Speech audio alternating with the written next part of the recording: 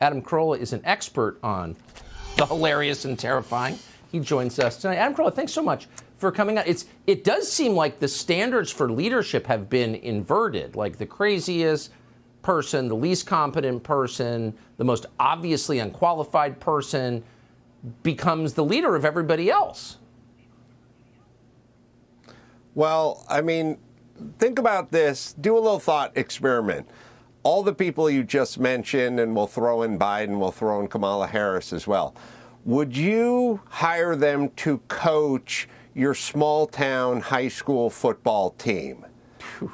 And if the answer is no, if you literally start laughing, right? If you said Feinstein or Fetterman or even Biden or Kamala Harris, Pete Buttigieg, any of these people, if you said, I would like them to coach our high school football team, you would be laughed out of the small town you lived in. So if they cannot raise to that level, then maybe they shouldn't be running the government.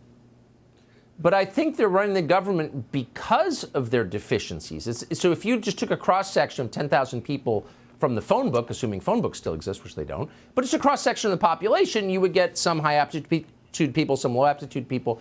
This is not a representative sample. Like the U.S. Senate, for example, the White House, it's disproportionately stupid and crazy. Like we're selecting bad people on purpose.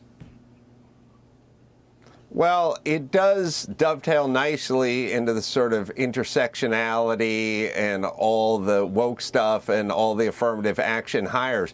But could it go any other way?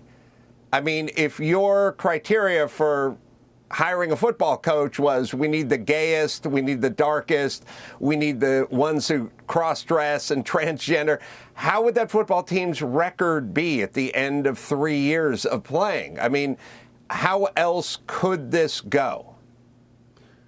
Well, maybe you've hit upon a solution to the current crisis in our former meritocracy where Congress passes a law forcing the NBA and the NFL to abide by the same hiring standards they're imposing on, say, J.P. Morgan and Citibank and everybody else. Why not do that? And we can all watch what happens when you abandon the meritocracy.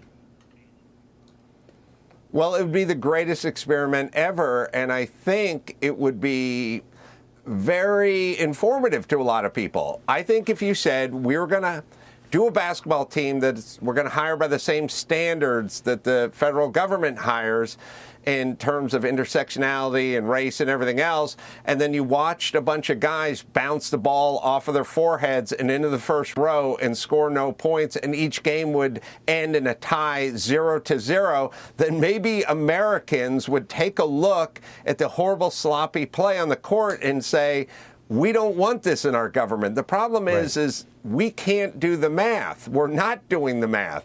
The second Joe Biden said, I'm going to run with a vice president who's female and black and other, people should have been outraged by that. That's an insane statement. It's a racist statement. It's an insulting statement to everyone who's in the country. I told you when I was on your show a couple of years ago, I said Joe Biden is essentially a drunken airline pilot, and we're all in the passenger seats. That's insane, and it seems like an extreme analogy, but is it that much different?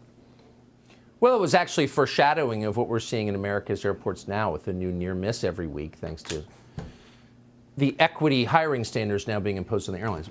So you called that early. Adam Carolla. Appreciate it. Thank you. Thanks, Tucker. Subscribe to the Fox News YouTube channel to catch our nightly opens, stories that are changing the world and changing your life. From Tucker Carlson Tonight.